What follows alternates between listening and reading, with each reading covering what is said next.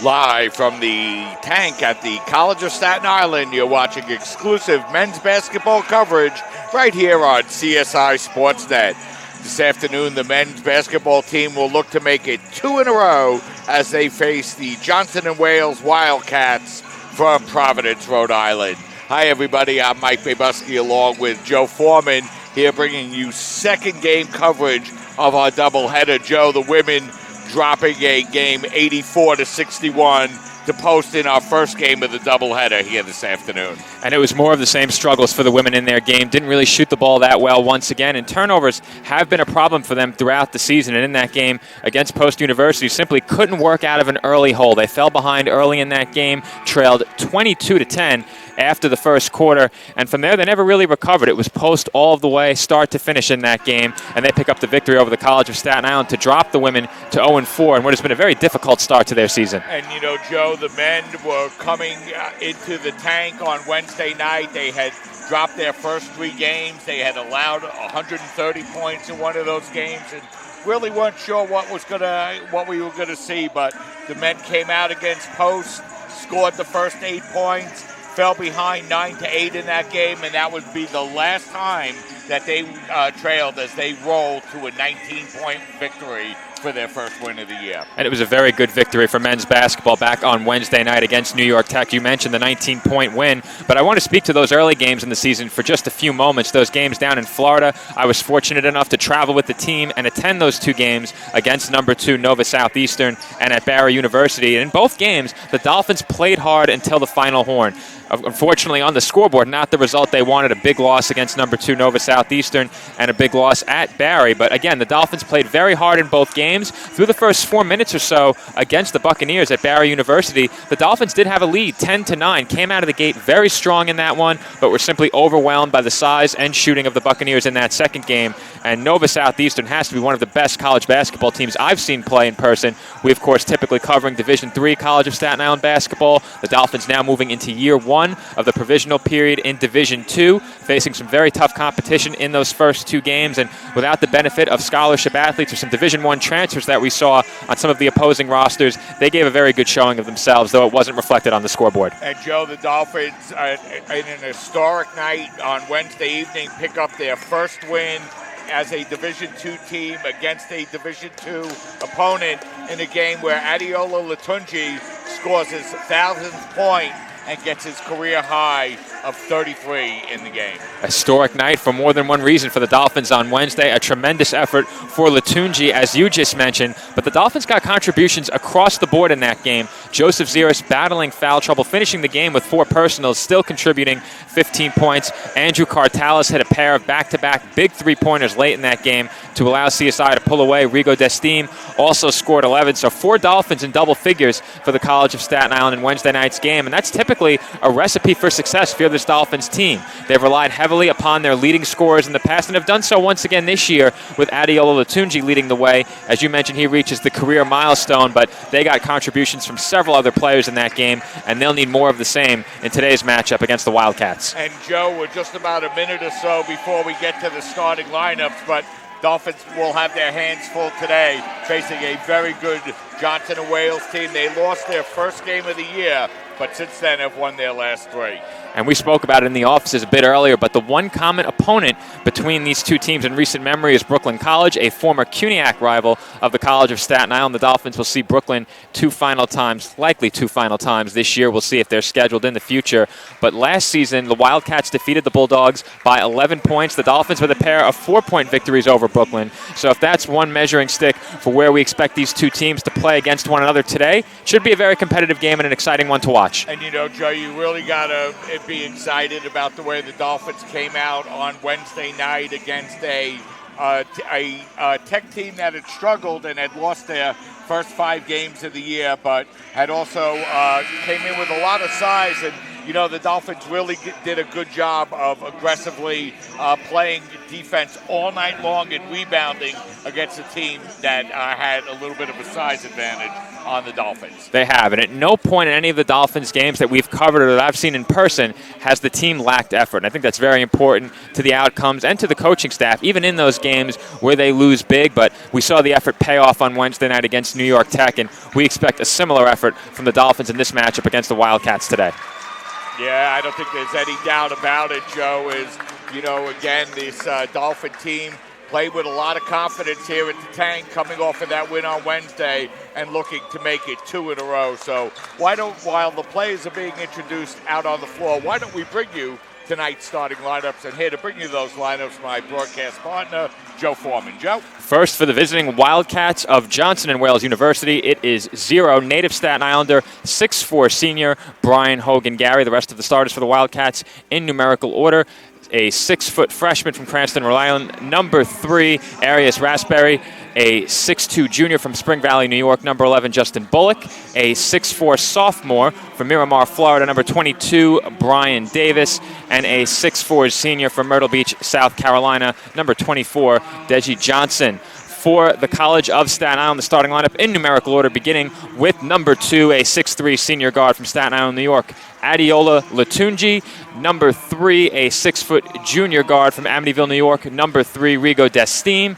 A 6'1" junior guard from Brunswick, Ohio, number 5, Austin Mick. A 5'11" sophomore guard from Staten Island, New York, number 12, Andrew Cartalis. And rounding out the starting 5 for the College of Staten Island, a 6'4" junior guard from Staten Island, New York, number 24, Joseph Ziris. And Joe, you mentioned a little bit, in addition to the 33 points from Latunji, the contributions the Dolphins got from a lot of other players, including Joe Ziris and Rigo Destime, continuing to really play well, especially on the offensive end. And really, Joe, since like the second half of last season, really his confidence seems elevated, and his offensive game has really improved since that time. It certainly has. 2 huge games to wrap up the season for the College of Staten Island last year, and it's great to see, as we saw on Wednesday night, that his confidence wasn't shaken by those games in Florida. He was harassed by the opposing defenses, facing a full court press, was tasked with running the point in those games. Certainly no easy task, as he was hounded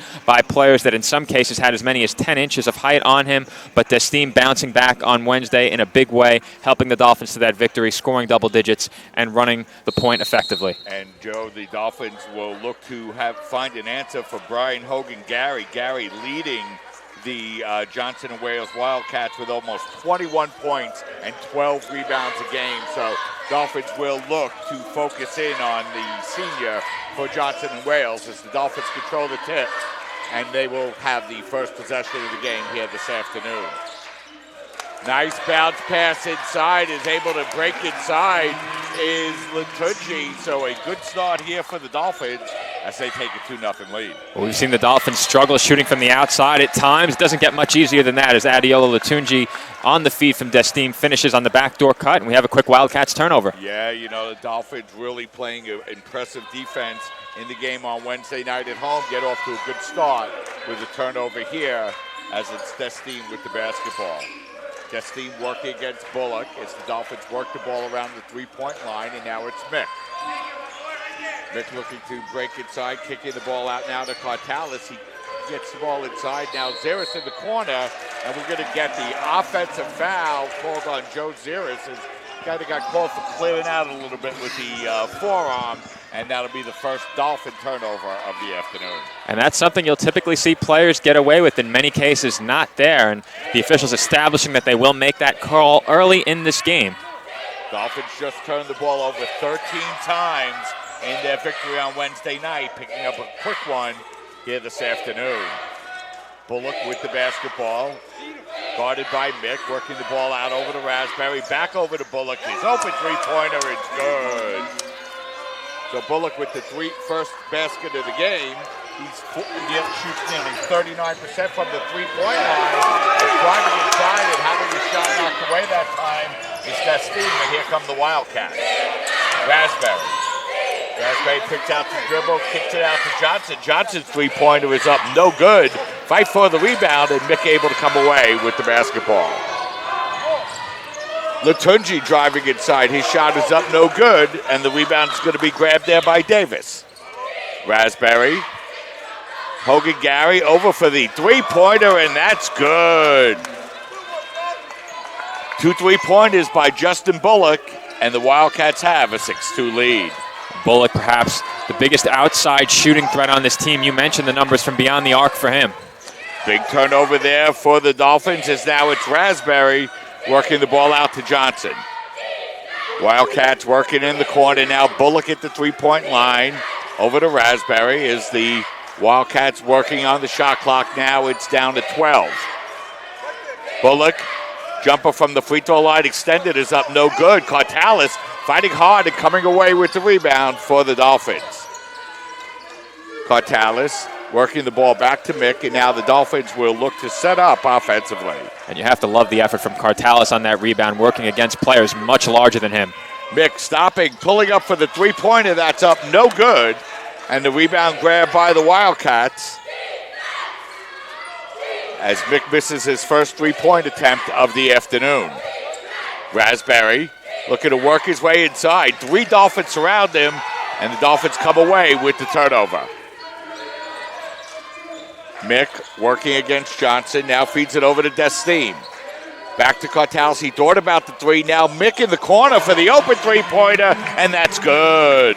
Mick already with a pair of shots up in this game. Didn't attempt his first shot until the second half against New York Tech, and you have to like the aggressive start for him from the field, and especially him knocking down that shot from the corner early on to build some confidence. So a couple of Dolphin baskets is going to lead to a timeout as head coach Jamie Benton will call his Wildcats over. 30-second timeout, Joe. Let's keep it right here. 6-5. What are your early impressions? Well, the pace of the game has been very entertaining, as unfortunately Austin Mick out of the frame, but he was able to knock down that three from the corner. And like I said, a good start from Mick, already attempting a couple of shots, good open looks. The first one a bit far beyond the arc, but getting a couple of shots up early and hitting one of them should help him build the confidence that the Dolphins want to see him display moving forward. Yeah, and we should mention, Joe, I believe Christian Kopech will be out of the lineup again here this afternoon. You can see him over across on the bench as Dolphins will play one player shorthanded. And, you know, a good start to a game this afternoon. Joe, we expect a good one here this afternoon. We do, and you mentioned Christian Kopech. Hate to see him go down, especially late in that game against Barry, but the Dolphins hope to have him back within the next week or two. We will see if they are fortunate enough to get him back, but not only will they be missing his scoring, they are missing his size inside. He stands 6'5". So Bullock with the basketball, working it over to Amfolo, who's checked into the game, and now it's Davis. Bullock with all 6 of the Wildcat points as the Dolphins able to force another turnover as Cartalis getting the ball out over to Destine. Latunji thought about the three-pointer and now backs the ball out over to Mick. Mick kicking it back over to Destine. His open three-pointer is up, no good, and the rebound grabbed there by Davis. Good look that time, Joe. Definitely was, and Austin Mick hasn't missed many open players on his team. He's been very quick to get the ball out of his hands as he attacks toward the rim. That time he found Destine. Bullock once again with the three-pointer in and out, but going in strong to tip up the offensive rebound is Deji Johnson, and the Wildcats have an 8-5 lead. Destine with the basketball. Working it over to Cartalis. Now it's Ziris out behind the three-point line. Now Mick, no hesitation on the three-pointer, and he buries it. Austin 2 of 3 from the three-point line. We've seen Mick assuming a bigger role early on so far this season, and he has responded with great shooting early in this game and some great playmaking in some of the Dolphins' other games as well. Hogan Gary kicking the ball in the corner now to Empolo. And now Hogan Gary out by the three-point line. It's Dolphins doing a nice job defensively. 8 seconds remaining on the shot clock. Bullock. Empolo back up over to Bullock. He tries to fight his way inside, and his floater at the buzzer is up and in. Strong take there to the basket. You have to like to see that in addition to some outside shooting. As flying toward the basket that time for the Dolphins is Latunji. He misses the shot but draws the foul. Look at that. Austin Mick hitting his second three-pointer of the game. He has 6 of the 8 Dolphin points. And we're going to have a media timeout, so we'll step aside and take a break. 14 minutes, 55 seconds remaining in the first half with the score. Wildcats 10, Dolphins 8. We'll step aside, take a break, and be right back.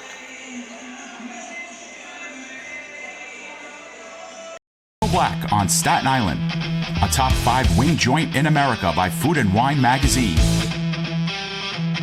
Serving daily lunch and dinner at the bar or on the floor. Perfect for family and group parties with top shelf drink and delicious food. From great times with good friends, live sports and watch parties, to Staten Island's hottest nightlife. The Kettle Black features live music and DJs weekly. The Kettle Black features daily and nightly food and drink specials. The best Staten Island has to offer is at the Kettle Black.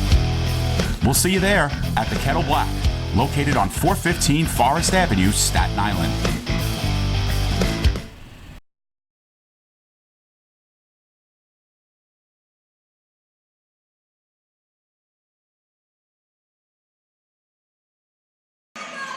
We're back with 14 minutes and 55 seconds remaining in this first half. Exciting first 5 minutes, Joe. Both teams coming out, playing well offensively. Bullock with 2 3-pointers for the Wildcats, and Mick with 2 3-pointers for the Dolphins. It's been a great start for Bullock. He is already 3 of 4 from the field early on in this game, so you have to like what you've seen from him. If you're the Wildcats, he has 8 of the team's 10 points. And you mentioned Austin Mick for the College of Staten Island, also off to a great start, has knocked down 2 of his first 3 3-pointers, and the Dolphins have to like that aggression from him shooting the ball, in addition to the playmaking he's given them early on so far this season.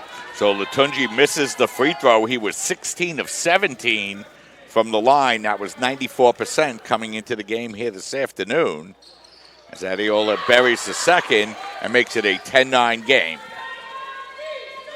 Dolphins showing a little bit of a press in the backcourt as the Wildcats working the ball up through the middle and get the ball up to Johnson. Johnson now feeding the ball over to Lugo, who's checked into the game. Lugo, a 6'5" freshman,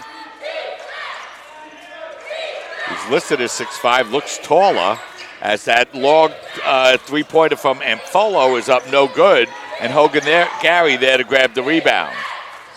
He looks to work the ball along the baseline. He feeds it inside, but once again, good aggressive Dolphin defense forces the turnover. It's been very active hands for the Dolphins so far, both in the passing lanes and on the glass. They've been working hard to come away with loose balls. Zaris with the basketball. Now kicking the ball out. The open 3-pointer taken by Velasquez is good. 3-pointer there by Chris Velasquez, and that gives the Dolphins a 12-10 lead. It's been a struggle for Velasquez from beyond the arc so far this season. Big make there. As that was taken right into the basket. And that ties the game up at 12 as Hogan Gary and a 3-pointer of his own to give the Dolphins a 3-point lead. Well, that's one way to answer a dunk. The Dolphins come right back on the break in the other direction, knock down the corner 3. This time it's Cartalis. Both teams fighting for possession of the basketball. We're going to have a whistle and a jump ball, and the possession arrow will remain with the Wildcats. Dolphins now 3 of 5 from the 3-point line, as you have an opportunity to see Velasquez bury his first 3-pointer of the game. So the Wildcats will inbound the basketball from underneath their basket. 16 seconds remaining on the shot clock. And the Dolphins with their biggest lead of the game, 15-12. Hogan Gary working on the smaller Velasquez, kicks it in the corner, and there Bullock. His 3-pointer is up no good. A fight for the rebound is Mick is going to be out of bounds, and that will remain Wildcat basketball. Tough break that time for the Dolphins, Joe, as Mick had an opportunity, but the ball went through his arms and off his leg. Great effort from the Dolphins trying to chase down loose balls and rebounds continues as Mick dives to the floor there. As the officials trying to determine if the clock shot should be set at 20, they will leave it at 20. And again, a reminder of that rule change. Offensive rebounds that don't go to the backcourt will result in the shot clock being set to 20 and not 30 seconds this year, as that open 3-point look by Arias Raspberry is good, and we're tied at 15. Both teams hitting their 3-point shots. They have. It's been a good start from the field for both sides, especially from 3-point range. Mick with the basketball now for the Dolphins. Ziris looking to come out and set a screen for him. He now peels away, gets it to Cartalis, now inside to Ziris. Ziris court pass, though, is stolen away beautifully by Hogan Gary, and here comes the Wildcats. Bullock looking to work against Mick as the Wildcats pull out and now look to set up offensively. Bullock, jumper from the free throw line, extended is up, no good. A fight for the rebound, and once again, Latunji able to get his hands on the basketball and not grab it. And now the Dolphins with a substitution as James Delahanty will check into the game for the first time here tonight. And Dolphins will get some size into the game, but not before we have a break in the action. So it's going to be a media timeout, so we'll step aside and take a break. 12 minutes and 22 seconds remaining in the first half, tied at 15. You're watching men's basketball action exclusively on your voice of everything CSI Sports, CSI Sportsnet, CSIDolphins.com. Hobra, a taco joint, Staten Island, where we're proud to have shared our family-first spirit with people from throughout New York City and the world. With indoor dining available both at the bar and on the floor. Or step outside for additional seating and an outdoor bar. Serving beer that's crisp, ice cold, and worthy of a day at the beach. Cocktails that explode with flavor. And great food made with the freshest and healthiest ingredients available. Events feature food and drink specials, live music, and the best of Staten Island nightlife. Your CSI Student ID saves you 10% on your dining order at Hobra. Visit us at 412 Forest Avenue, Staten Island.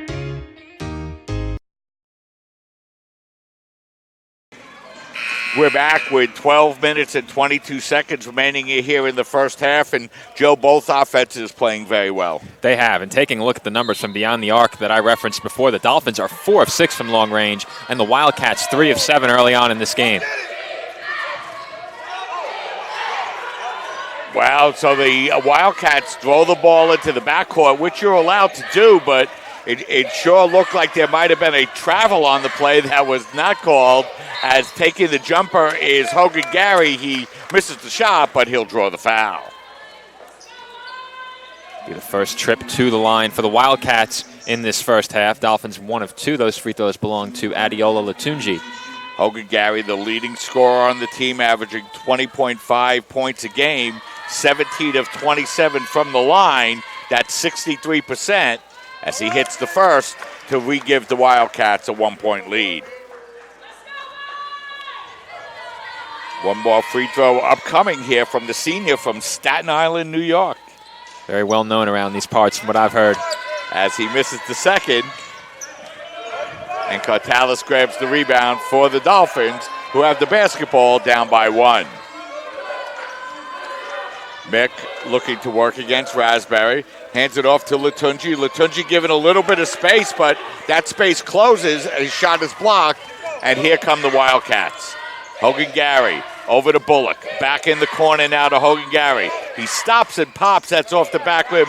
No good. Fight for the rebound, and the Dolphins able to get a hand on it, and Latunji able to grab the basketball for the Dolphins. Good hustle once again. We've seen the Dolphins on the floor several times already tonight. Latunji, open three-pointer, in and out. Rebound grab by Hogan Gary.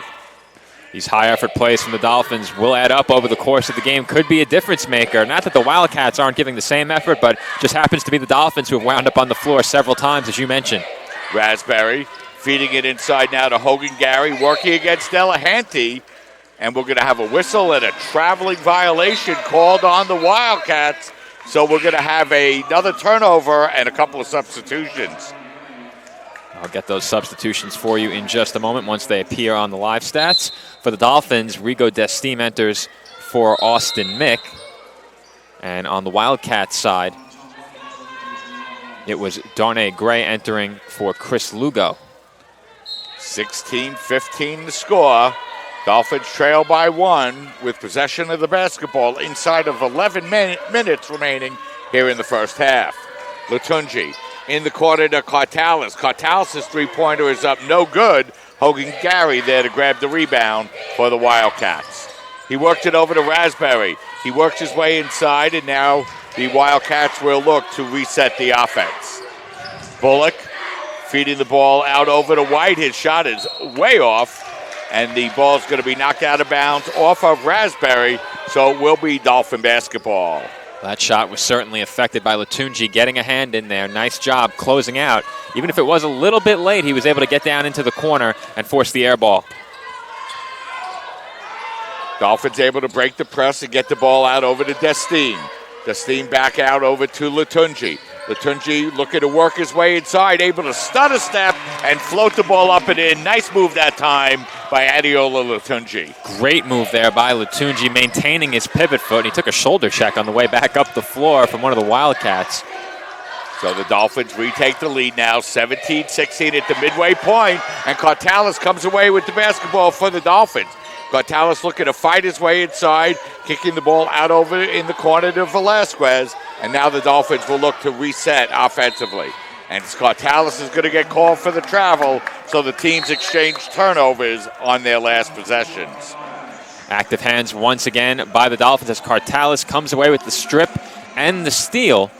A 30-second timeout has been called by the Dolphins with 9:49 to play in the first half. And there on your screen, you see a very animated TJ Tibbs in the huddle. Yeah, I think, the coach saw a couple of opportunities for baskets there from the Dolphins that maybe got away. And, just trying to emphasize the need for them to concentrate on every possession, Joe. Certainly a need to do that, especially against the Wildcats team coming in on a 3-game winning streak, looking to make it 4. Dolphins looking to stay perfect on their home floor here this afternoon. They have a 1-point lead as we get set to resume play with 9:49 to go in the half. But we spoke about it before, Mike. Great outside shooting from both teams so far in this game. Overall, good shooting. The Wildcats at 40% from the field, 43% from beyond the arc. The Dolphins at 46% from the field and 50% from three-point range. And that's a Dolphins team that entered today's game shooting just shy of 39% from the floor and 29% from three. So Johnston and Wales, their largest lead of the game has been 4. The Dolphins' largest lead of the game, Joe, has been 3.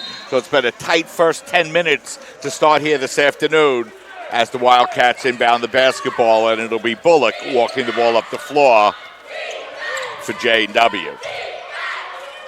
Raspberry now over to Hogan Gary. Hogan Gary driving all the way inside, and a nice play by the Dolphins to reach inside and knock the ball off his leg, but instead we're going to get a foul called, and I believe that's going to be on Destine. It is, and that will be his first and the team's third. Taking a look quickly down the box score, too. Right now, rebounds 12-5 in favor of the Wildcats early on. Something else to look at as we move forward in this game. Gray getting the inbounds pass. Now they work it around to Bullock. Now over on the far side to Raspberry. Raspberry over to Gray. Gray's jumper is up, no good, and Cartalis there to grab another rebound for the Dolphins. Destine handing the ball off to Latunji. Now it's Velasquez out by the three-point line. Velasquez giving a little space. Now Cartalis feeding it up over to Latunji. His jumper's up, no good, and Gray there to grab the rebound for the Wildcats. Hogan Gary feeding it out across now to Mpofo. Now Bullock. Bullock driving inside. Good defense that time by Delahanty, and the Dolphins come away with the basketball. Destine. Delahanty, now Cartalis out by the three-point line. Now Destine open from the three-point line, and he buries it. Rigo Destine, the Dolphins now lead 20-16. There's some of the outside shooting from Rigo Destine that you mentioned during the pregame. Really came on strong, scoring the ball at the end of last year. Three-pointer taken that time by Mpofo. That's no good, and the Dolphins with the basketball and their biggest lead of the game. Velasquez at three-point line, now Cartalis. Working it up over to Destine. His three-pointer this time is no good, and Raspberry there to grab the rebound. Raspberry looking to take it coast to coast, but Delahanty there to grab the ball off the turnover. Latunji fighting his way inside, lays it up and in and draws the foul. What a move by Adiola Latunji. And Adiola does not shy away from contact. Will take it in there amongst the trees if he has to finish inside. And right there, an acrobatic finish in the paint as the 6'3" Latunji takes it straight to the rim to give the Dolphins a 6-point lead. And coming out of this timeout, he'll have a chance for one more at the line. So we're going to step aside and take a break. 7 minutes, 58 seconds remaining as we go to break. You see Latunji put that ball up and draw the foul. Dolphins with their biggest lead of the game, 22-16. We'll step aside, take a break. You're watching men's basketball coverage right here on CSI Sportsnet, CSIDolphins.com.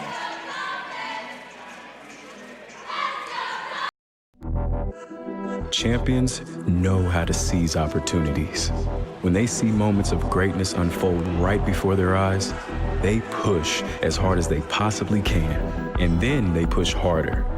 Because the heart of a champion never settles, never quits, and never stops giving its all.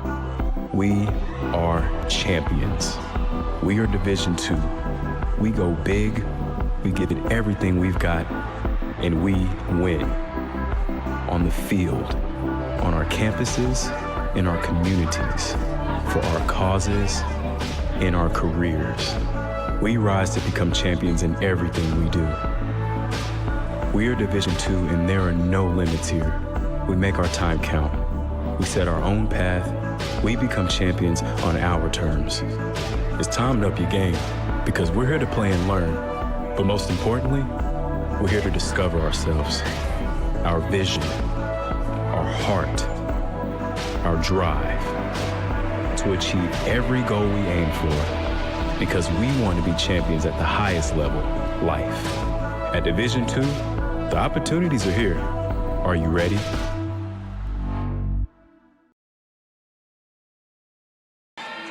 We're back with 7:58 remaining here in this first half as you have an opportunity to see that three-pointer by Rigo Destime. And, Joe, the Dolphins in the middle of a 7-0 run have their biggest lead of the game, 6 points. It's been a great start for the Dolphins in this game all around, defensively and shooting from the floor. They're at 47% for the game, 50% from three-point range. They've shot it really well in their 2 home games so far this season. So Latunji misses the shot and can't complete the three-point play as Johnson and Wales is going to turn the ball over once again, and the turnovers have really hurt them so far here in the first half. I believe that's their 7th, Joe. And we're up to 9 right now, Mike. You're a little bit behind as I see the score there on your live stats, 17-16. So they're at 9 turnovers right now, Mike. But the Dolphins winning the turnover battle in that last game, a big part of the reason why they ran away with it. Delahanty picks up the dribble, but a beautiful feed inside to Latunji, who jams it home. Two-handed slam by Adiola Latunji, an emphatic finish off another backdoor cut. The ball has been moving freely throughout this entire first half. There is another Wildcats turnover, and everything is clicking for the Dolphins right now. Yeah, Latunji now with 9 points, continuing to build off of his record high 33 points in the game Wednesday night against Tech. Dolphins with their basketball and their biggest lead of the game. It's 8 points as they feed it inside to Delahanty, whose baby hook is good.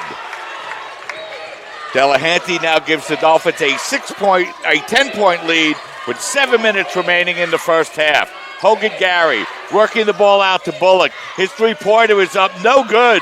Going up high for the rebound that time is Davis. He can't get it.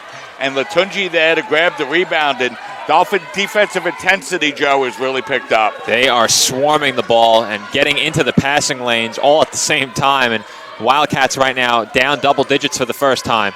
Latunji feeds it over to Delahanty. Delahanty back over to Mick. Now it's Destime.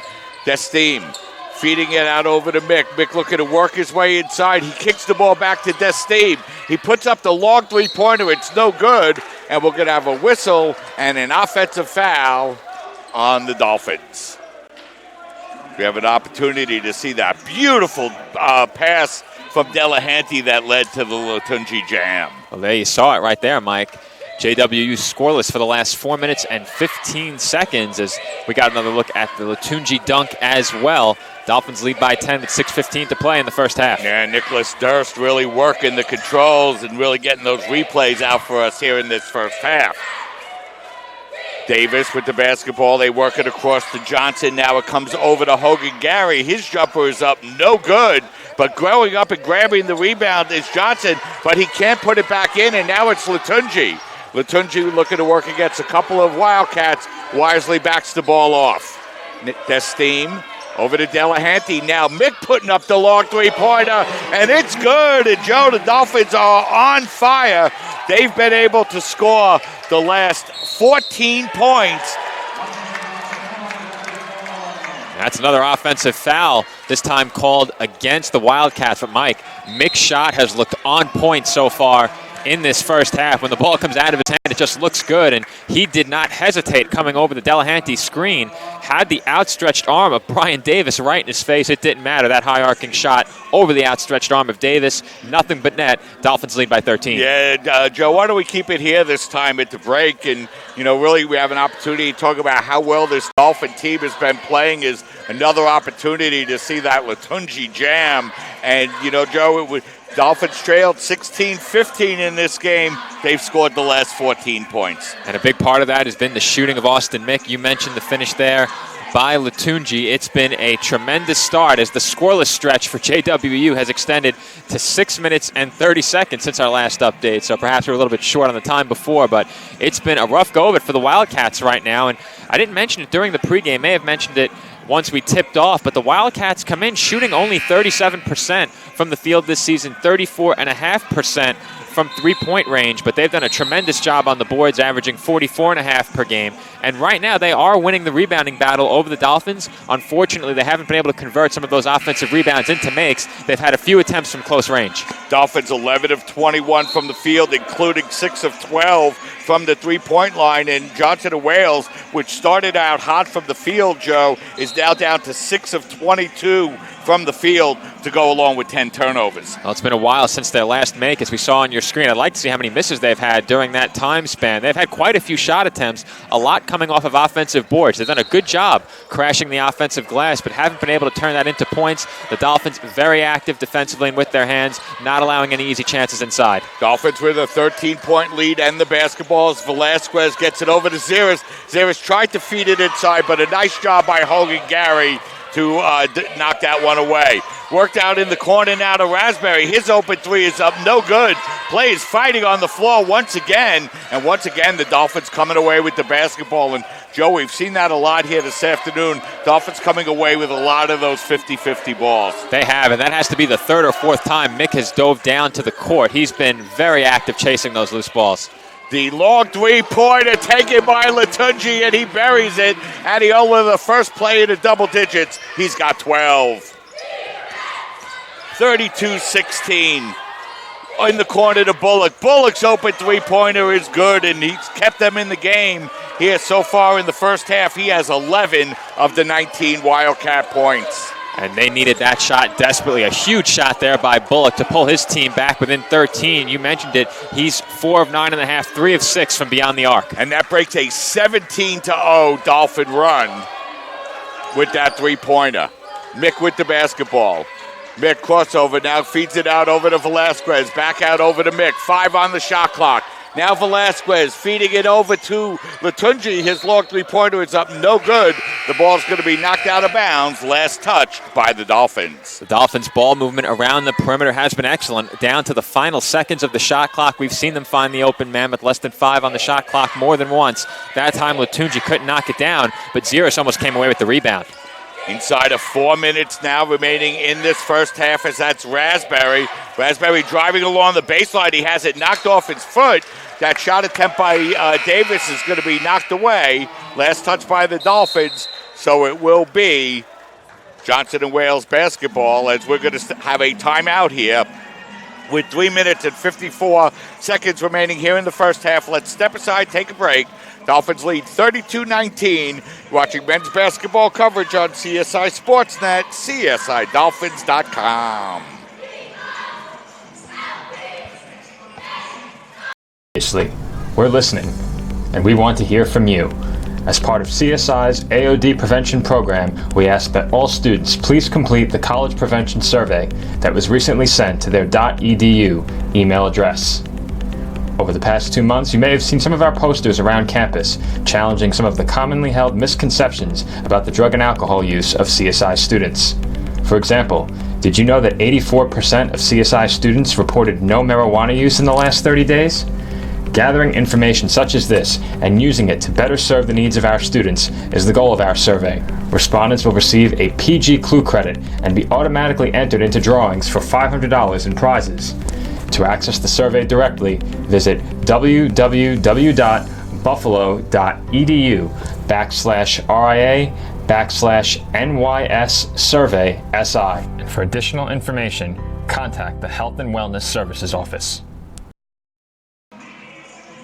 We're back with 3 minutes and 54 seconds remaining in this first half. The Dolphins with a 13-point lead. Joe, Dolphins playing very well offensively. 12 of 23 from the floor, including 7 of 14 from the three-point line. And you can't ask for a much better start shooting the ball, but they've also won the turnover battle once again, as I referenced before. Right now, only 5 turnovers for CSI and 10 for Johnson Wales University. That's something they'll have to clean up, but the shooting of Justin Bullock has kept them hanging around in this game. This is a big possession right here for the Wildcats. It really is, as that ball goes into Hogan Gary, but the Dolphins once again to knock that ball away. And Velasquez with the basketball, as now the Dolphins will look to slow the offense down, and Mick will set up offensively now for the Dolphins. Mick working against Hogan Gary, bounce pass Gales out over to Velasquez. Now Delahanty at the top of the key. He tried to force the ball inside, and that's twice, Joe, in the last couple of minutes. The Dolphins have tried that play. It resulted in 2 turnovers. And you hate to see a sloppy play like that in the midst of a big scoring run by CSI. And then finally, the Wildcats able to convert on one of their chances inside. They've been able to get to the rim, haven't finished. If they can start to convert on some of those chances, we may see this score get a lot closer quickly. And now all of a sudden, the Wildcats have scored the last 5 on the last couple of baskets to cut the Dolphin lead down to 11 with 3 minutes remaining in the first half. Mick, bounce pass over to Velasquez.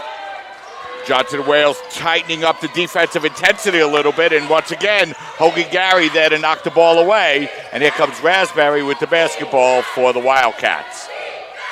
Bullock, Raspberry, working the ball up over to Mfofo. The jumper in the corner that time by Davis is up, no good, and Mick there to grab the rebound for the Dolphins. Dolphins with the basketball and an 11-point lead.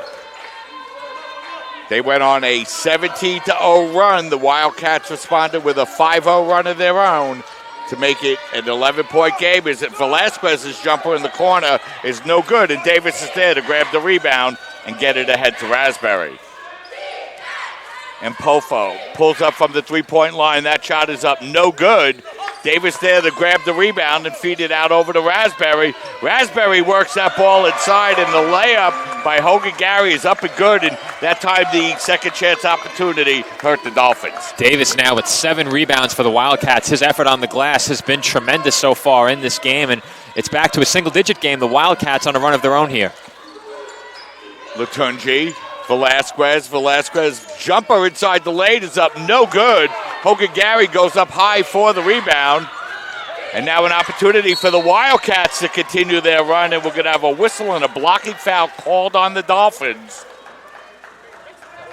And that's going to be on Austin Mick, and for Austin, that's going to be his first, the team's 5th personal, or team foul, I should say. So the Wildcats will inbound the basketball, and we mentioned before, Joe, Dolphins go on a 17-0 run. Now the Wildcats in the middle of a 7-0 run of their own. Make it 10-0. And Bullock continues to pour it in from beyond the arc. I think for him, that is now his 5th three-pointer of the game. Make it 4 for Bullock. He's 4 for 7 from beyond the arc. Now a 6-point game. Wildcats storming back. Yes, they've scored the last 10 as that's Zeris with the basketball. Now out over to Velasquez. Now it's Latunji. Latunji trying to fight his way inside. That tough jumper is up, no good. Johnson grabs the rebound, and here comes Hogan Gary taking the ball right down the lane. His layup is up, no good. Bullock there to grab the rebound. It's going to get called off before the shot, and we're going to have a foul on the Dolphins. So that will be the 6th team foul on the Dolphins as we have an opportunity to see a replay of Bullock hit that three-pointer. So Dolphins may have gotten a little bit of a break on that one, Joe, as the Wildcats will have to inbound the basketball, but it's now the Dolphins on a little scoring drought of their own. And what a first half for Bullock. He's led the charge back for the Wildcats. Hogan Gary taking the ball inside and laying it up and in, and the Wildcats have cut the Dolphin lead down to 4 with 45 seconds remaining in this first half.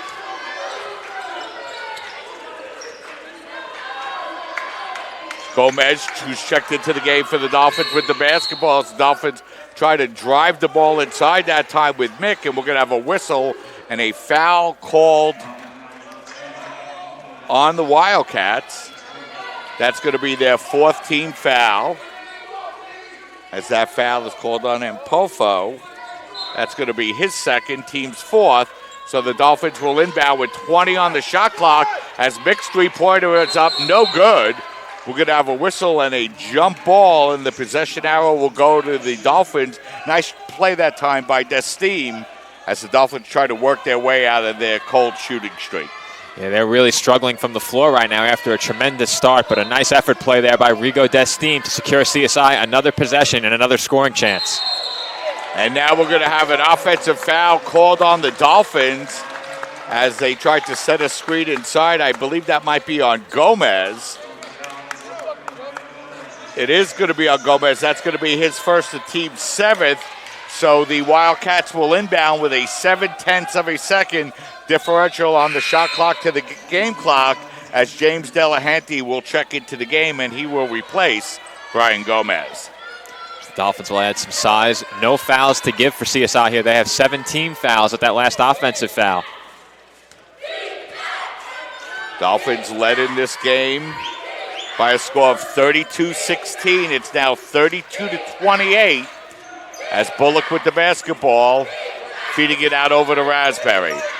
Hogan Gary able to fight his way inside and bank it up and in, and that's going to make it a 2-point game. Mick with the basketball.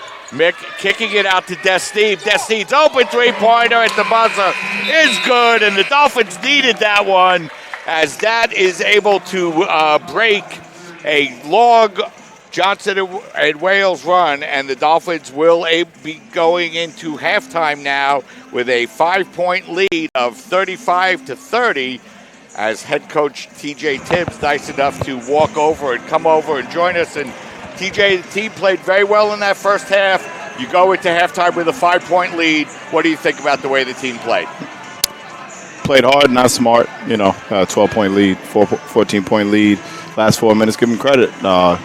Johnson Wells came out the last 4 minutes, totally dominated the last 4 minutes of the game, and now we have a completely different game. So instead of trying to push the lead to 20 or keep it where it is, we just let them push us around in the paint, and now we're back in the ball game. So it's a good game.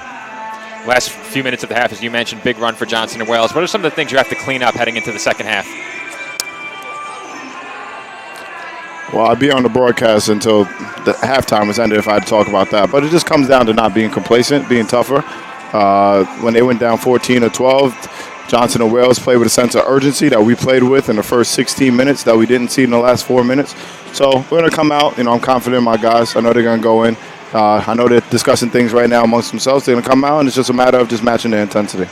Well, go ahead and join them, Coach, and good luck in the second half. Thanks for having me. That's head coach TJ Tibbs, nice enough to come over and join us here at halftime. The Dolphins led in this first half by as many as 16, and Joe, they were able to take advantage of a three-pointer by Rigo Desteem at the buzzer to open the lead back up to 5 as Johnson and Wales was able to cut that 16-point lead all the way down to 2. And that last shot for the Dolphins right at the end of the half, a huge one to extend the lead to 5. A score now 35-30. But for the Dolphins, they moved the ball tremendously well in that first half. Despite the cold spell at the end of the half in the final few minutes, every player for the Dolphins that saw the floor had an assist, except for Brian Gomez, who played under a minute near the end of the first half. So if the Dolphins can keep that up, there's no reason to believe they shouldn't be able to maintain this lead. But Johnson and Wales came on very strong at the end of the half, played extremely well over the last few minutes, and if that's the team that steps onto the floor in the second half, they should be able to find themselves right back in this game, and we should have a very entertaining finish. So we're at halftime. The Dolphins lead by a score of 35-30. We'll step aside. We'll take a break for a few minutes, and then we'll be back to bring you halftime stats and get you ready for the start of the second half as you're watching men's basketball coverage exclusively on your voice of everything CSI Sports, CSI Sportsnet, CSIDolphins.com.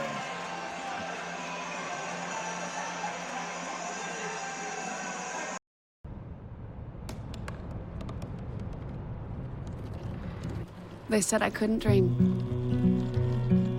Called me a piece of trash and swore that's all I'd ever be.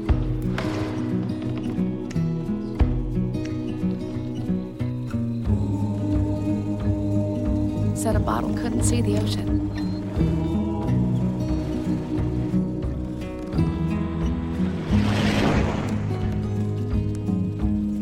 Give up.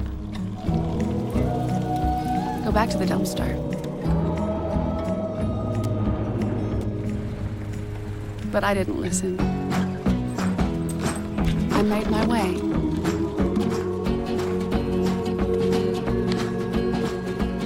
And now, I am what I've always wanted to be.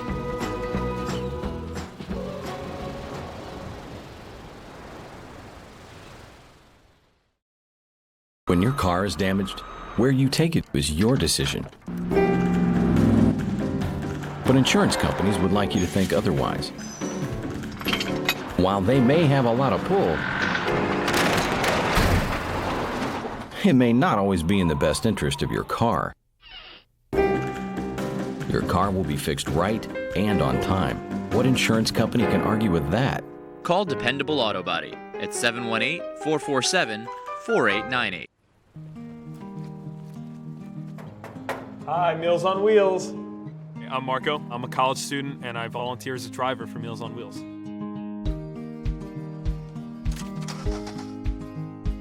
I think it's awesome meeting these people. I mean, they're so interesting. They've had so many wonderful experiences in life. Your community helps to raise you up into the person that you become. Meals on Wheels is a great way to give back to that community. Hobra, a taco joint, Staten Island, where we're proud to have shared our family-first spirit with people from throughout New York City and the world.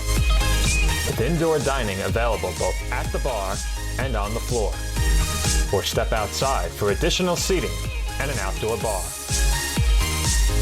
Serving beer that's crisp, ice cold, and worthy of a day at the beach. Cocktails that explode with flavor. And great food made with the freshest and healthiest ingredients available. Events feature food and drink specials, live music, and the best of Staten Island nightlife. Your CSI Student ID saves you 10% on your dining order at Hobra. Visit us at 412 Forest Avenue, Staten Island.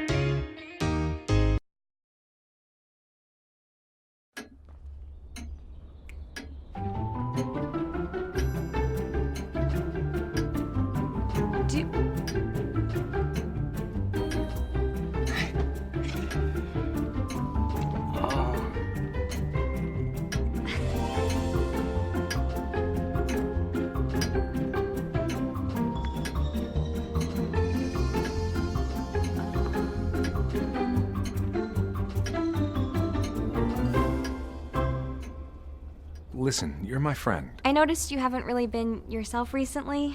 Yeah, I feel like something's up. How are you? Are you okay?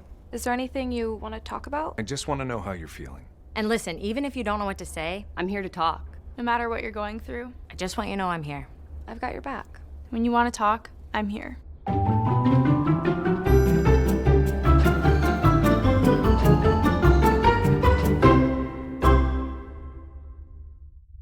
The Kettle Black on Staten Island, a top 5 wing joint in America by Food and Wine magazine. Serving daily lunch and dinner at the bar or on the floor. Perfect for family and group parties with top shelf drink and delicious food. From great times with good friends. Live sports and watch parties. To Staten Island's hottest nightlife. The Kettle Black features live music and DJs weekly. The Kettle Black features daily and nightly food and drink specials. The best Staten Island has to offer is at the Kettle Black.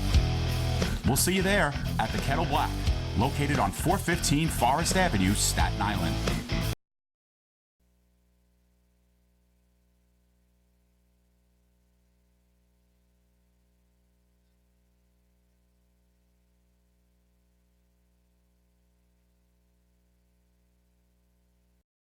Cobra, a taco joint, Staten Island, where we're proud to have shared our family-first spirit with people from throughout New York City and the world. With indoor dining available both at the bar and on the floor. Or step outside for additional seating and an outdoor bar. Serving beer that's crisp, ice cold, and worthy of a day at the beach. Cocktails that explode with flavor. And great food made with the freshest and healthiest ingredients available. Events feature food and drink specials. Live music. And the best of Staten Island nightlife. Your CSI Student ID saves you 10% on your dining order at Cobra. Visit us at 412 Forest Avenue, Staten Island. When your car is damaged, where you take it is your decision. But insurance companies would like you to think otherwise. While they may have a lot of pull, it may not always be in the best interest of your car. Your car will be fixed right and on time. What insurance company can argue with that? Call Dependable Auto Body at 718-447-4898. The Kettle Black on Staten Island, a top 5 wing joint in America by Food and Wine magazine.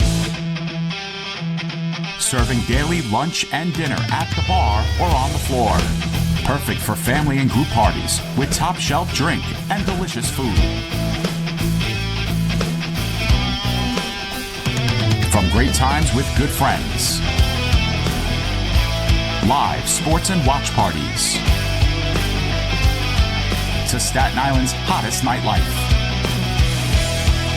The Kettle Black features live music and DJs weekly. The Kettle Black features daily and nightly food and drink specials. The best Staten Island has to offer is at the Kettle Black.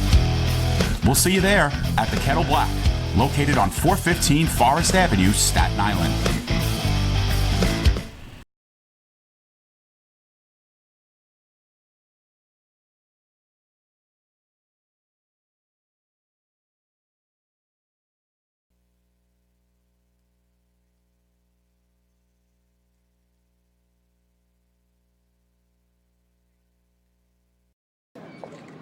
Hi, may I please have an application?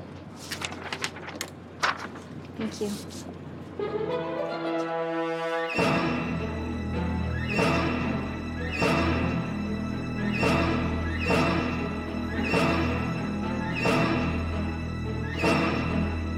Skip the drama.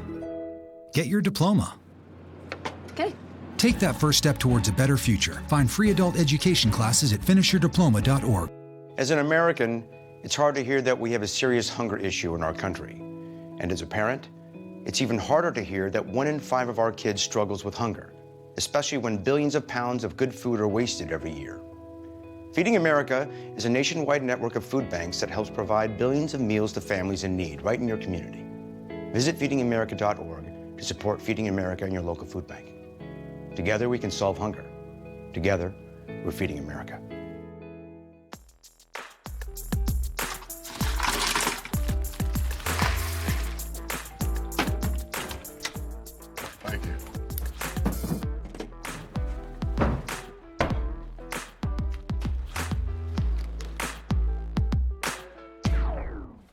You got a king? Go fish! The smallest moments can have the biggest impact on a child's life. Take time to be a dad today. There's one thing you can never have sex without. It's not something you buy. Or something you take. In fact, there's only one way to get it. It has to be given to you, freely. It's consent. Because sex without it isn't sex. It's rape. Consent. If you don't get it, you don't get it. It's on us to stop sexual assault. Learn how and take the pledge.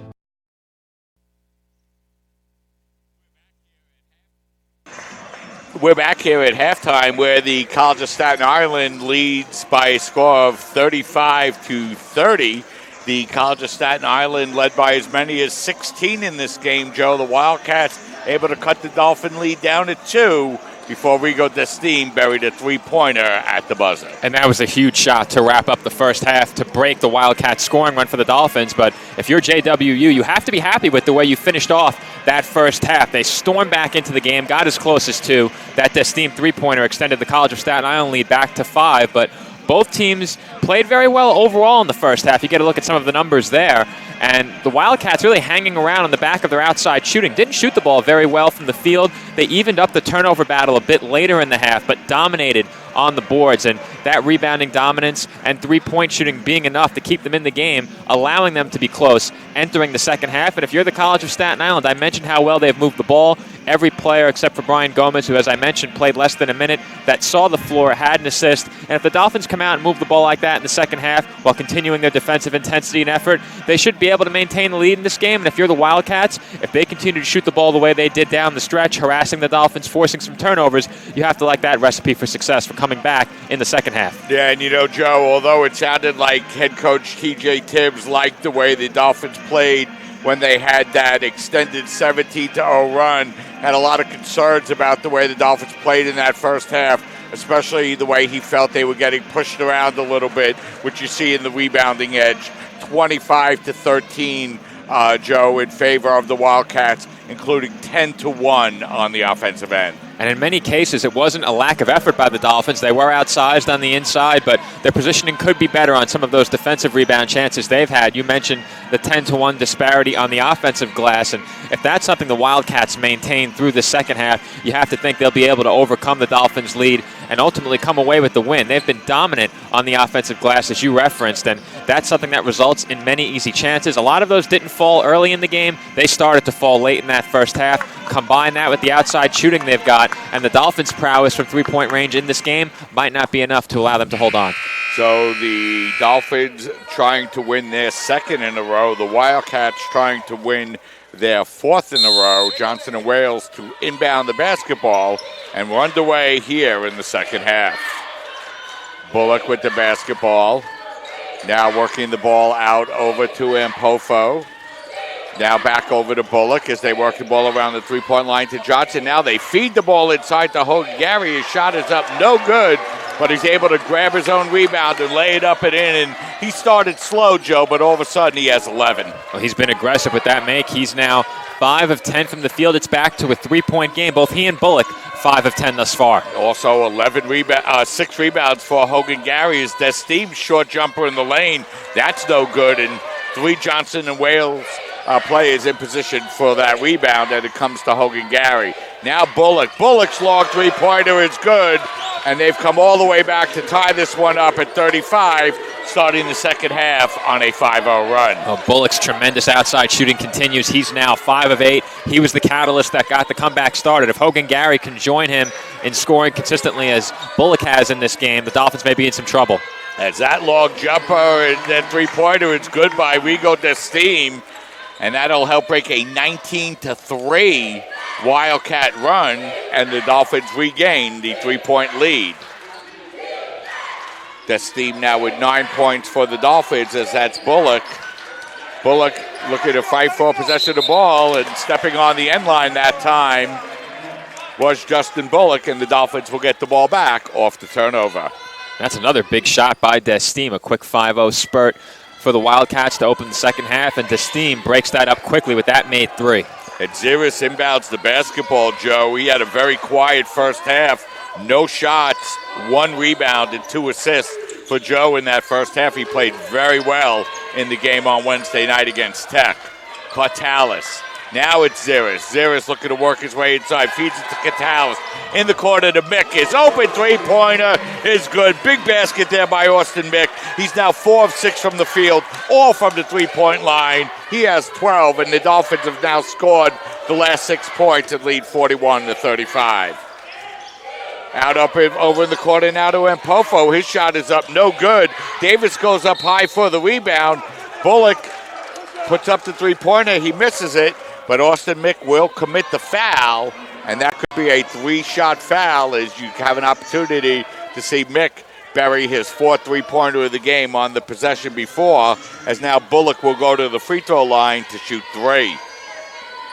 And you hate to commit a foul like that on a three-pointer if you're the Dolphins coming off of a made three-pointer of your own, but Bullock has been so good. The Dolphins closing out a bit more aggressively there. Hard to believe, Joe, but Bullock now 4 of 10 this year from the free throw line. That's 40%, and for somebody that shoots so well from the outside, from the three-point line, struggling to get to 50% from the free throw line as he hits that one and makes it a 41-36 Dolphin lead. He'll have 1 more upcoming.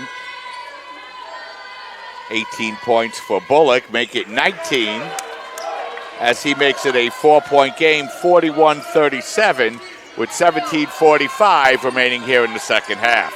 Ziris' pass is stolen and knocked away. Fight for possession as Mick goes down to the floor, and he's going to get called, I believe, for the foul as Mick dove for the basketball and committed the foul, so the Dolphins turn the ball over, and they commit their second foul of the second half, both on Mick and now Austin with 3 personals. And you hate to see him get into foul trouble the way he's been shooting the ball so far. That would be a big loss for the Dolphins if he's relegated to the bench. And Pofo with the basketball, now working it out over to Johnson.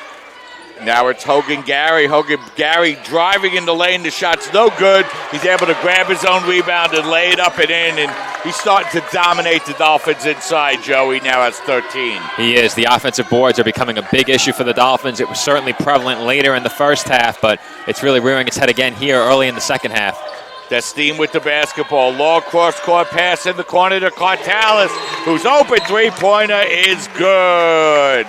Cartalis hits the three-pointer, and head coach T.J. Tibbs wants a timeout, and it's going to be the official signaling a 30-second timeout, which will extend to immediate timeout. So we're going to step aside and take a break as you have an opportunity to see that three-pointer by Cartalis go up. 17:07 remaining in the second half. Dolphins lead 44-39. We'll step aside, take a break, and we'll be right back.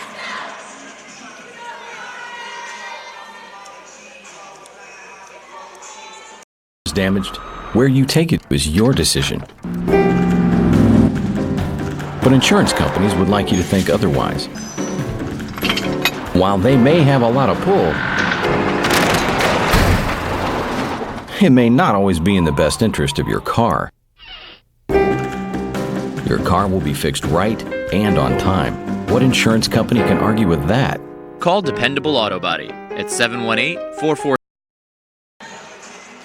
We're back here with 17:07 remaining here in the second half. The Dolphins now getting out rebounded 29-13 for the game, including 13-1 on the offensive end. But, Joe, they've been able to use 11 of 20 shooting from the three-point line to hold on to a 5-point lead. And they've needed every last one of those three-pointers so far in this game. The lead only 5. We mentioned several times already the big run by the Wildcats late in the first half. But the Dolphins have had an answer here in the second half. Haven't cleaned up the issues on the boards, but they continue to shoot it well from the outside and move the ball extremely well to find the open man. They lead by 5. As we look also at the turnover battle, the Dolphins winning that turnover battle 12-9 as the Wildcats get ready to inbound the basketball now, down by 5. Bullock with the basketball, slowly bringing the ball up across the midcourt line. Dolphins coming out now in his zone defense on this possession. And Pofo, they work the ball around it quickly now to Johnson. Johnson in the corner now to Hogan Gary. 10 seconds remaining on the shot clock. And Pofo taking the jumper. That's up no good. But once again, a second and third opportunity before the Dolphins are able to come away with the rebound. Desteem, Clartalis, no hesitation on the three-pointer. It's an air ball, but there to grab it is Latunji to lay it up and in. Nice job there by Latunji following that shot. The Dolphins, again, have put in the effort on the glass. Unfortunately, it hasn't been a positive result on the stat sheet. We saw 3 offensive boards by the Wildcats on that last possession. They failed to score. The Dolphins grab 1 offensive rebound of their own, and Latunji puts it back up and in to give CSI the 7-point lead. And now the Wildcats turn the ball over as Chris Velasquez checks into the game. He's going to replace Joe Ziris, and Ziris very quiet on the stat line here tonight, Joe. You mentioned the big game he had the other day, and that was through foul trouble, so look for him to step up later in this one as he takes a seat on the bench. Desteem taking it all the way to the basket and laying it up and in. Nice aggressive move by Rigo Desteem. Dolphins lead back up to 9. And Desteem having himself a great game as well. Latunji leads the way with 14 for the players on the floor, but Desteem just scored his 11th. As Hogan Gary hits that shot, he's up to 15. And Joe, if he doesn't touch the ball on every possession, the Wildcats are not optimizing their offense. Well, he's grabbed the ball off of the offensive glass many times, hasn't needed to touch it on every possession to have a scoring chance. And I'd be remiss if I didn't mention the Dolphins' second leading scorer, Austin Mick, on the bench right now as Desteem is fouled. As we're going to have a whistle and a foul on the play, and that's going to be on Bullock, as we have an opportunity to see that nice strong move to the basket by Rigo Desteem. As we're going to have a timeout taken, and it'll be immediate timeout. So we're going to step aside and take a break. 15 minutes, 27 seconds remaining in this second half. Dolphins lead 48-41. We'll step aside, take a break, and we'll be right back.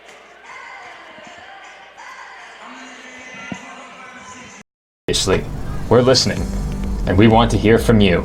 As part of CSI's AOD prevention program, we ask that all students please complete the college prevention survey that was recently sent to their .edu email address. Over the past 2 months, you may have seen some of our posters around campus challenging some of the commonly held misconceptions about the drug and alcohol use of CSI students. For example, did you know that 84% of CSI students reported no marijuana use in the last 30 days? Gathering information such as this and using it to better serve the needs of our students is the goal of our survey. Respondents will receive a PG Clue credit and be automatically entered into drawings for $500 in prizes. To access the survey directly, visit www.buffalo.edu/RIA/NYS survey SI. And for additional information, contact the Health and Wellness Services Office. We're back here in the second half where the Dolphins find themselves up by 7, 48-41. And, Joe, the Dolphins continue to struggle on the glass. 31-15 now the rebounding total, including 15-2 on the offensive end. And Dolphins need to tighten that up a little bit, Joe, because they can't rely on shooting 71%. They're 5 of 7 so far here in the second half from the field. The big difference in the game right now is the Dolphins' 11 three-pointers to the Wildcats' 6. Those 5 points accounting for a big part of the Dolphins' lead right now. And Clartalis now putting up the open three-pointer. That's up no good. And the rebound grab there by Bullock, and here come the Wildcats. I was ready to say there's number 12, but it didn't happen as number 12 puts the shot up, couldn't connect. Raspberry now over to Hogan Gary. Hogan Gary looking to work against Latunji. He drives along the baseline, kicks it in the corner for the open three-pointer. That's good. Denny and Pofo with the three-pointer. For Denny, that's his first basket of the game. Assist to Hogan Gary, and it's now a 48-44 4-point Dolphin lead. And a great feed there by Hogan Gary, commanding the attention of the defense. Desteem puts up the three-pointer. That's no good. And Hogan Gary there to grab the rebound. For the Wildcats, Dolphins turn the ball over. Now it's Velasquez with the basketball. Velasquez now gets the ball out over to Desteem. Delahanty in the game for the Dolphins as well. Now Latunji out at the three-point line. Adiola working his way inside. They kick the ball around. Now Desteem looking to drive inside, but he'll get called first for the travel. Good ball movement there by the Dolphins. Had the Wildcats defense off balance. Unfortunately, it ends with a turnover as the Wildcats push it up the floor quickly. And Pofo puts up that three-pointer. That's no good. Another offensive rebound. And we're going to have a whistle and I think a question about the reset of the clock, but it appeared to be correct. It was, as it reset to 20.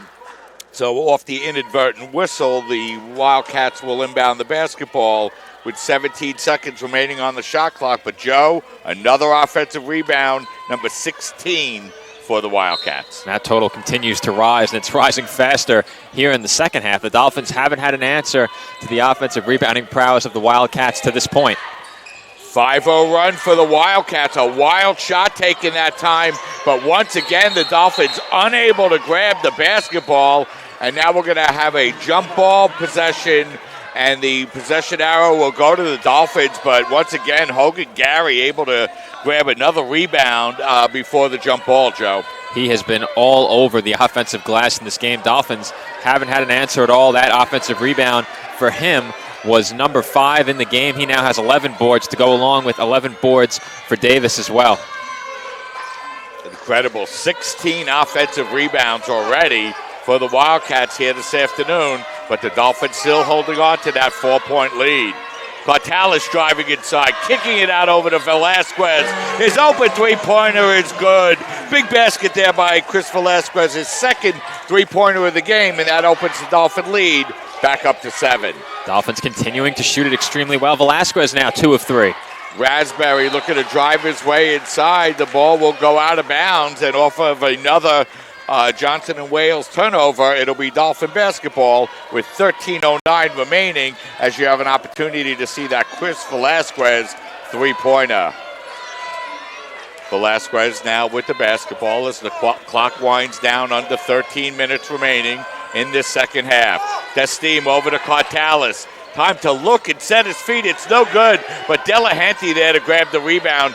Big offensive rebound for the Dolphins, only their third of the game. Well, you see Delahanty was working against Bullock there. He towers over him. Cortalis' three-pointer in the corner. That's no good. Dolphins fight for the rebound, but can't come away with it, as it's Bullock who comes away, but his pass will sail over the head of everybody, and it'll be another turnover here for the Wildcats. And, you know, if that's one thing that's helped prevent Johnson and Wales from getting closer in the game, it's been their turnovers, Joe. And I think that's number 17 right there for the Wildcats. As you get a look at those turnover numbers on your screen, 17-10 right now. The turnover battle is in favor of the Dolphins. Desteem with the basketball. He'll hand the ball off to Velasquez, well behind the three-point line as the Dolphins look to set up offensively. Velasquez giving room at the three-point line. That shot is up no good. We're going to have a whistle and a foul. I think it's away from the ball, Joe. And it will lead with the Dolphins inbound the basketball. A little bit of an unusual call, as that will be on Brian Davis. And for Brian, that will be his first and the team's second. Dolphins inbound now with 20 seconds on the shot clock. Is feeding it inside to Latunji, who's able to lay it up and in. Great setup off the inbound by the Dolphins there as Latunji got smacked in the back of the head. Now the Dolphins have scored the last 5 points, and they open the lead back up to 9. Work now in the corner to Raspberry. Raspberry's long three-pointer is up no good. Fight for the rebound. Plays all over the floor. Cortalis able to come away with the basketball. So it wasn't easy, Joe, but the Dolphins came away with the rebound. Well, the Dolphins able to avoid another Wildcats offensive board with some more great effort. Desteem stutter step, trying to work his way inside. Feeds it out over to Velasquez. Velasquez behind the back dribble. Now he'll back up and reset the offense with 10 seconds on the shot clock. Velasquez, nice move to open up some space. Can't hit the shot, but goes for the offensive rebound and able to knock it off the Johnson and Wales play. A good play that time by Chris Velasquez. And we're going to have a timeout taken on the floor with 11 minutes and 17 seconds remaining here in this second half. It'll be a full timeout, so we'll step aside, take a break. Dolphins lead 53-44. You're watching men's basketball coverage on CSI Sportsnet, CSIDolphins.com.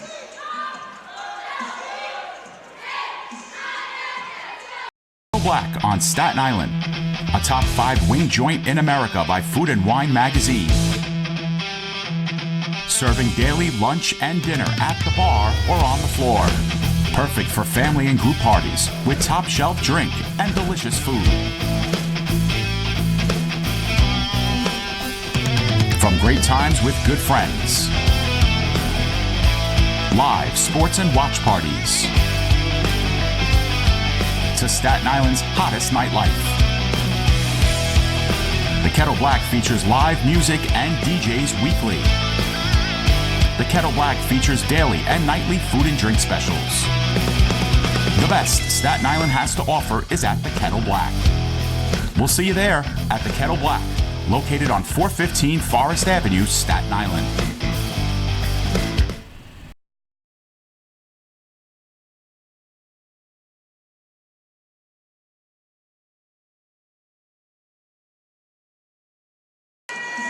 We're back with 11 minutes, 17 seconds remaining in this second half. The Dolphins with a 53-44 lead. And, Joe, the Wildcats cut the Dolphin lead down to 2, 41-39, and cut it to within 4, 48-44. Dolphins have scored the last 5 to take a 9-point lead. CSI's shooting so far in the second half has been too much for the Wildcats to overcome. And a big part of the Dolphins shooting the ball so well is how well they've moved the ball. A lot of those shots have been wide open. A great setup off the inbound on the previous Dolphins possession down low before the Velasquez shot attempt that resulted in the stoppage. It was Delahanty finding Latunji, finished through contact, converted inside, and then Velasquez with a nice move and some good hustle to earn CSI another possession. So Hogan Gary picks up his second foul, and the Dolphins now with the basketball and 15 to shoot as Velasquez showing the confidence to put up that three-pointer and bury it. 56-44, 8-0 Dolphin run. They lead by 12 inside of 11 minutes remaining here in the second half. Hogan Gary with the basketball, now over to Bullock. Now over to Hogan Gary. He turns his baseline jumper off the rim, no good, and this time Cartalis there to grab the rebound for the Dolphins. Destim slowly walking the ball up the floor as the Dolphins have withstood a couple of runs here in the second half by the Wildcats, and they've opened their lead back up to 12. In the corner now to Latunji, is open three-pointer, in and out. And there to grab the rebound is Gray for the Wildcats. Bullock now looks to set up the offense, gets it over to Raspberry. Now Ampufo in the corner, picks up his dribble, his cross-court pass, and he throws it away. 18th turnover for Johnson and Wales, and some of them have been unforced, Joe. Well, that one, a bad turnover, especially after the Dolphins connected on the three-pointer. There you see Velasquez knocking it down again. I mentioned he came in struggling with his shooting. That has not been the case in this game, as Velasquez has shot the ball with confidence, as you mentioned, from beyond the arc, Mike. He's 3 of 4 from downtown. 9 big points for the Dolphins in this game, 6 of those coming here in the second half. So Destim will lumber the ball up across the midcourt line now as the Dolphins look to set up their offense inside of 10 minutes remaining here in this second half. Delahanty inside to Latunji. His floater is up, no good, and Gray goes up high for the rebound for the Wildcats. Hogan Gary with the basketball. Hands off now to Bullock. Dolphins playing their zone defense here as the Wildcats looking to get on the scoreboard and break this Dolphin run. Is we're going to have a whistle and a foul along the baseline, and Lugo, I think, got a little bit of a break that time, Joe, as he was kind of bottled up along the baseline, but a little bit of a body foul committed by the Dolphins, as each team now with 3 personals, as that's going to be Delahanty picking up his third. They lob the ball out now to Lugo. 20 seconds on the shot clock. Now they feed it over to Hogan Gary. Hogan Gary, cross-court pass now. Goes out over to Ampofo. Now in the corner, the tough three-point shot is up, no good. That ball's going to be knocked out of bounds, and Latunji Thought he might have knocked it off of Hogan Gary, but instead it'll be ruled off the Dolphins. 5 on the shot clock. They lob the ball out now to Lugo with 3. Lugo now gets it up over to Bullock. Bullock's jumper is up, no good, and the rebound grabbed there by Desteem. So the Wildcats able to get the shot up, but not to convert. Desteem with the basketball. Wildcats have been stuck on 44 for the last couple of minutes. Now it's Latunji. Cartalis feeding it out over to Delahanty. Delahanty bounce pass inside to Latunji. Looking to work against Hogan Gary and able to hit the short jumper. Beautiful move by Latunji. He now has 18. 58-44. Dolphins on a 10-0 run now. And we're going to have a whistle and a foul on the Dolphins, as we have an opportunity to see that nice move inside by Latunji over the bigger Hogan Gary. As 25 seconds remaining on the shot clock. Dolphins now with 14 fouls. As the Wildcats inbound the basketball, it's Ampufo. That long three-pointer is up no good. Hogan Gary goes up strong for the rebound, but his shot is blocked by Ziris. Beautiful shot that time by Ziris for the Dolphins. And Ziris making his presence known, coming back into the game, had an extended seat on the bench, but he comes back and comes away with the big rejection and the rebound. Dolphins maintaining a 14-point lead. Cartalis with the basketball. Now it's Ziris out by the three-point line. He feeds it inside to Latunji. His fadeaway jumper is up no good. Hogan Gary there to grab the rebound for the Wildcats. Now it's Bullock. Dolphins try to double-team the ball in the corner. Now he's able to get the ball back and set up now with 16 on the shot clock. Gray with the basketball over to Bullock. Bullock pulls up, jumper is up, no good, and a big rebound grab there by Ziris. A couple of big possessions defensively for the Dolphins, Joe. Bullock had the jump shot falling in the first half, and early in the second half, he was 5 of 10 at one point. Now has only hit 1 of his last 4. Dolphins in the middle of a 10-0 run. It's been quite a while since the Wildcats have been able to score a basket. Ziris looking to work his way inside. His back shot's up, no good. And Gray is there to grab the rebound for the Wildcats. Gray picking up his dribble. Now working the ball out over to Bullock. Bullock over to Ampufo. His long three-pointer is good. And the Wildcats needed that one, Joe. They absolutely did. And for Ampufo, he was 2 of 10. Or I should say is 2 of 10. Following that make 2 of 7 from beyond the arc. As you get another look at that rejection by Joseph Ziris as we have a timeout on the floor. It is a 30-second timeout that becomes a full timeout for the media break. So we'll step aside and take a break. 7:05 remaining. It's an 11-point game, 58-47. You're watching men's basketball coverage on CSI Sportsnet, CSIDolphins.com.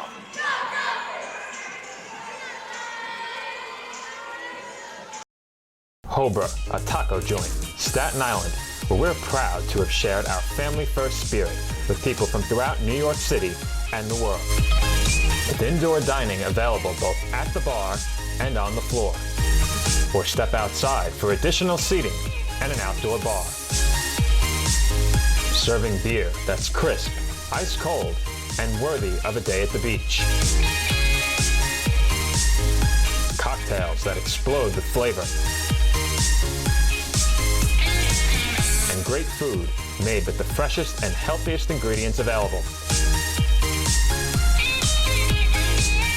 Events feature food and drink specials. Live music. And the best of Staten Island nightlife. Your CSI Student ID saves you 10% on your dining order at Hobra. Visit us at 412 Forest Avenue, Staten Island.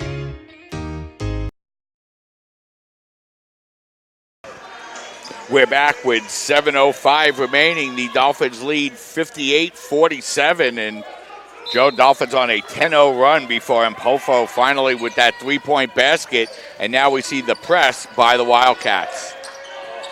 Dolphins struggled with the press in those games down in Florida. We'll see how they respond here. Cartalis in the corner. That long three-pointer is up no good. So that three-pointer a little bit early in the shot clock. Let's see if the Dolphins can defend. And once again, the Wildcats turn the ball over and then commit the foul in the backcourt. And boy, Johnson and Wales has really hurt themselves, Joe, with the turnovers here in the second half. They have, and that's been a constant issue from the start of this game. It was present in the first half. They are now up to 19 turnovers for the game. They had 11 in half number one, 8 so far here in half number two, and with only 6:40 to play, the rest of those could prove costly. So the Dolphins able to break that press on that possession. Let's see what they could do to set up their offense now with 15 seconds remaining on the shot clock. Mick with the basketball. Mick kicking the ball out to Cartalis in the corner. Now he hands the ball back to Mick. 6 seconds remaining on the shot clock. Mick in the corner now to Desteve. His open three-pointer is good. And Joe, the Dolphins have used that three-point basket all night long. They certainly have. Rigo Destime cashing in. We've seen Austin Mick cash in more than once. They've gotten three-pointers from many different places so far in this game. As that ball fed inside, knocked away beautifully by Ziris. It's going to be out of bounds. Last touch by the Wildcats. So it'll be Dolphin basketball as you have an opportunity to see Rigo Destime drill his 14th point of the game as the Dolphins lead by 14 inside of 6 minutes remaining in the game. Dolphins have 3 different players who have connected on at least 3 three-pointers in this game. Velasquez, Mick, and Destime. Dolphins in the middle now of a 13-3 run, and they've opened their lead back up to 14. Dolphins wisely using shot clock on this possession as Destime back-to-back three-pointers. He has 17, and the Dolphins now lead by 17, 64-47. And the Wildcats have no answer for Destime, but they do have an answer to that latest three-pointer as Ampofo knocks it down. Big shot for the Wildcats. It is a big shot, and that draws them back to within 14 and keeps them in the game with 5 minutes and 14 seconds remaining here in the second half. Mick with the basketball. Mick handing the ball off to Ziris, who hands the ball off to Destime. Dolphins working the ball well out beyond the three-point line. Now inside 10 seconds on the three-point clock, on the shot clock, as that ball goes into Mick. His shot is off the bottom of the backboard. No good. Out of bounds. Last touch by Johnson and Wales, as you have an opportunity to see that second Rigo Destime three-pointer. So the Dolphins to inbound with 4 seconds on the shot clock, 4:55 remaining in the second half. Destime logging the ball out to Ziris. Ziris' long three-pointer is good. What a time for Ziris to get his first basket of the game. He's got 3. The Dolphins now lead by 17, 67-50.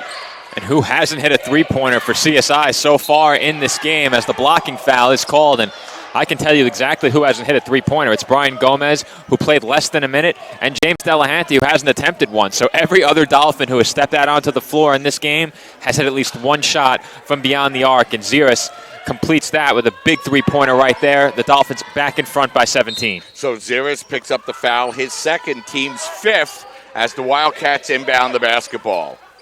Bullock now over to Ampofo, and he's starting to heat up from the three-point line, and that's keeping the Wildcats in the game. They make it a 14-point game. Still time left, Joe. 4:25 remaining in this second half. Well, Ampofo coming on strong down the stretch of this game, trying to keep his team in it. Wasn't shooting well earlier. Now 3 of 8 from beyond the arc. Still only 3 of 11 from the field, but those last 2 three-pointers, very big for JWU. And the Dolphins content to run shot clock here now as we have 4 minutes and 5 seconds remaining here in the second half. They feed it over to Mick. They work it in the corner for the open three-pointer. That's up no good. And Hogan Gray there to grab the rebound. Hogan Gray kicking it in the corner now to Bullock. His open three-pointer is up no good. That ball's going to be knocked out of bounds beautifully that time as Destime able to knock the ball off Ampofo with 3 minutes and 47 seconds remaining in the game. That was a big three-point miss, Joe, by the Wildcats. It was. It had been a while since Bullock knocked one down from beyond the arc, and the Wildcats really needed that one, but they had a chance at the offensive board. Destime, once again with great hustle for the Dolphins, able to swat the ball off the foot of Ampofo, who is also giving chase. The Dolphins will lead by 14 and have possession when the play resumes. As you have an opportunity there to see Destime make that nice play off the missed shot off the glass to knock that ball out of bounds and give the Dolphins possession of the basketball with 3 minutes and 47 seconds remaining in the game. And, Joe, one of the things you really like about the Dolphins on their last few possessions, they've basically ran 30 seconds off the clock every time. And time is their ally late in this game. Inside of 4 minutes to play, leading by 14, they can certainly afford to play with the intent of taking time off the clock. If they do what they have been doing all game long, continuing to move the ball and getting good open looks, they've taken a lot of time on many of their possessions so far, so they won't really have to change very much. They've had a lot of extended possessions, working deep into the shot clock, taking a lot of time off the game clock, and that's something that they would be wise to continue down the stretch of this game. Joe, the Dolphins 16 of 33 from the three-point line here tonight. That's 49%, and that's really been the difference so far here tonight. It has, and on the offensive boards, the Wildcats have been dominant, but that hasn't been enough to overcome the three-point shooting of the Dolphins. I said it at halftime. CSI was shooting the ball so well from the outside that the Wildcats would have to do more than just dominate on the offensive glass and convert some of those putback chances to get back in this game. The Wildcats did pick up their shooting during that late run in the first half, but unfortunately for them, it hasn't been enough to get them back even in this game. They did have a brief lead in the second half, but that's long gone as the Dolphins are up 14. 3 minutes and 40 seconds remaining. Let's see what the Dolphins could do here on this possession, as there's now 15 remaining on the shot clock. Mick with the basketball. Mick inside at 10, bounce pass goes up over to Zeris. Zeris handing the ball off to Destine. Destine given room, takes the three-pointer and buries it. He's hit his last three. He leads all scorers with 20, and the Dolphins have a 17-point lead. 70 to 53. I'm not sure the bench loved that shot with some time on the shot clock, but Destine buries it, comes away with the steal, and may add two more here. Destine looking to drive it down the lane. That ball's knocked out of bounds. Last touched by the Wildcats. They're going to correct the call, as it will be Dolphin basketball. And that time, Destine, a nice play with the steal, as we have an opportunity to see him bury that three-pointer with the shot clock winding down. And Joe, that time the Dolphins had an opportunity to run a little shot clock, but they still have a 17-point lead. Well, judging by the reaction of Coach Tibbs to that three-pointer, I thought there was more time on the shot clock. It was down to 5, but Destine buries it, wisely took time off the clock. My mistake, and the Dolphins now lead by 17 once again. Now the ball goes out over the open jumper, taken that time by Lugo, is up, no good. Another offensive rebound for the Wildcats is now Bullock puts up the three-pointer and buries it. That makes it a 14-point game with 2:34 remaining here in the second half. Mick with the basketball. Mick able to get the ball down, up over to Latunji. Latunji now gets the ball up over to Zeris, and now works the ball out to Mick. And once again, Joe, the Dolphins wisely running down the shot clock. 10 seconds remaining on the shot clock. 2 minutes and 13 seconds remaining in this second half. Latunji fights his way inside and lays it up and in. And boy, I don't understand the defensive strategy that time by the Wildcats, Joe. Their only opportunity was to foul immediately if they didn't get the steal. Well, Latunji muscled his way straight into the paint and made it an easy score for himself.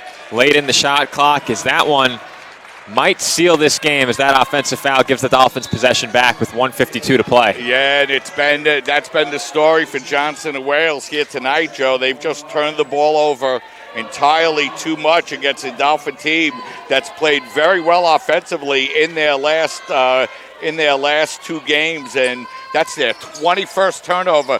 Dolphins with only 11 tonight, Joe. They've done a great job protecting the basketball so far in their 2 home games that I've seen in person this season. Down in Florida, they were swarmed by some much larger players and had a lot of trouble protecting the ball, but that has not been an issue in their last 2 games. Certainly good to see that problem corrected. Mick with the basketball now. The shot clock goes down to 9. Mick working the ball inside. They work it around, the extra pass to Destine. He fights his way up. That shot is up, no good. And that'll be a shot clock violation, as that ball didn't hit the rim.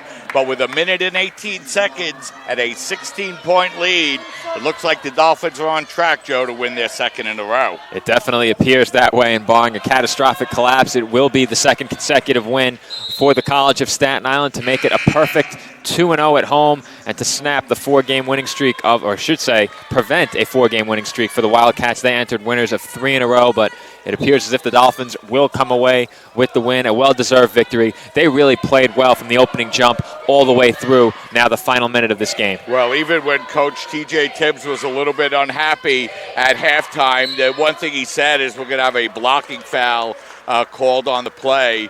And so that will lead to free throws coming up here for A.J. Bahana, who's checked into the game. But, you know, he said that we're playing hard but not smart. And, you know, the one thing you could always say about this Dolphin team is that they play hard, and they came out and played another 40 hard minutes here tonight, Joe. They certainly did. And for the College of Staten Island, a big second victory of the season, defending their home floor. I know that's something that's important to the team, but there are a lot of positive takeaways from this game. You mentioned how well they protected the ball, keeping the turnovers down, and what really stands out, of course, is the shooting from beyond the arc. It's always those flashy outside shooting stats that catch your eye on the box score. If you're an observer from the outside, it may not be what the coaches look at first, but if you're looking at the box score from this game, the three-point shooting of the Dolphins will certainly be what stands out. And, you know, one of the big plays of the game was some of those three-point baskets that Velasquez made. He was just 3 of 6, but he hit 3 big three-pointers. And there, another three-pointer hit on the play.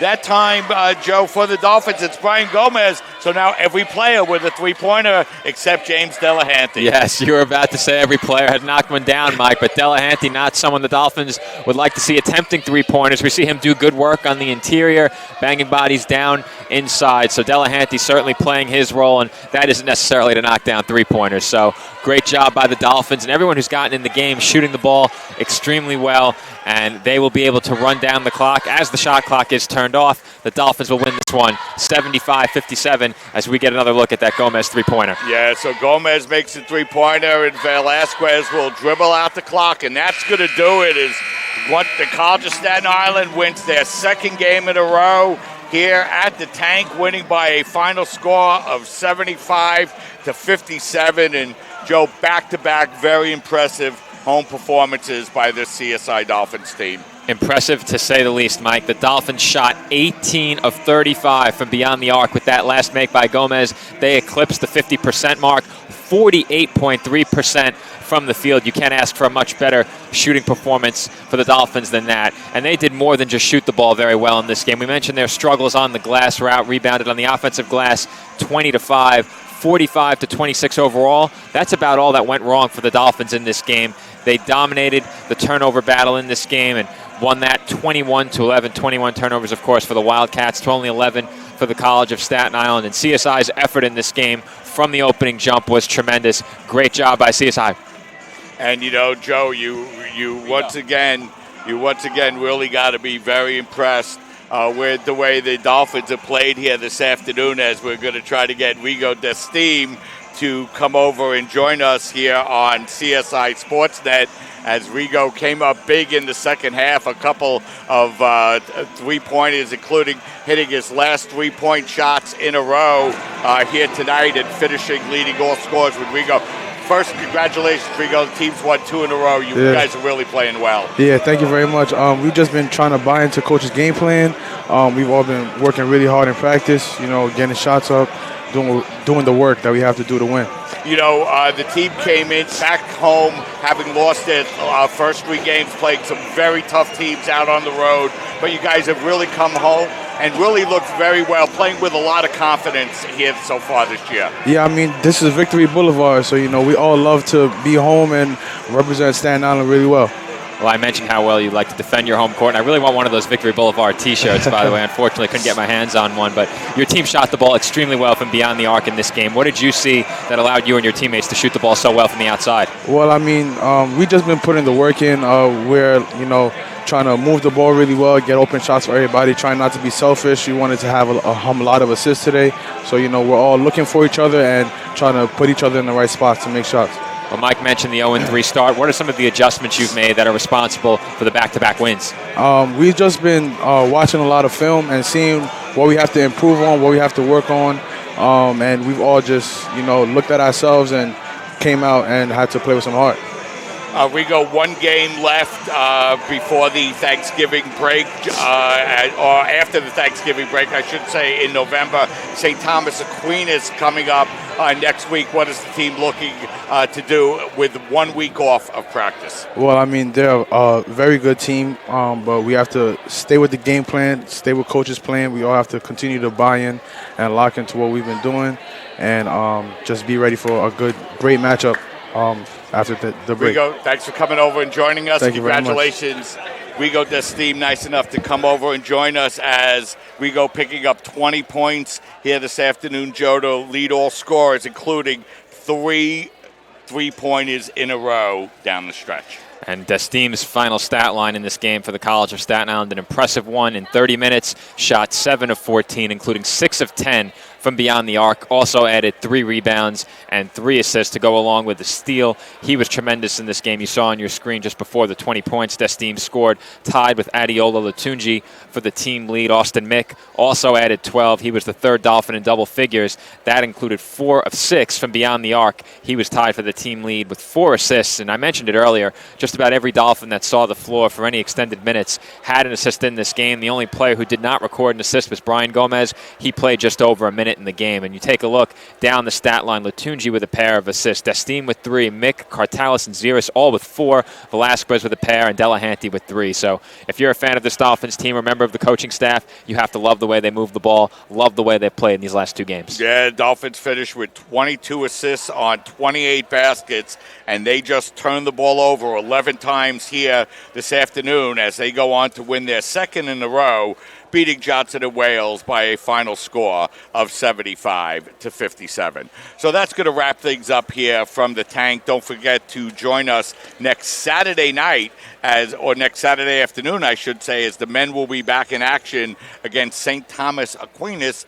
Game time tip-off at 1 o'clock, pregame show at 12:45. So for our broadcast engineer, Nicholas Durst, and my broadcast partner, Joe Foreman, this is Mike Babusky saying so long and thanks for watching. Once again, the final score, the College of Staten Island 75, Johnson and Wales 57.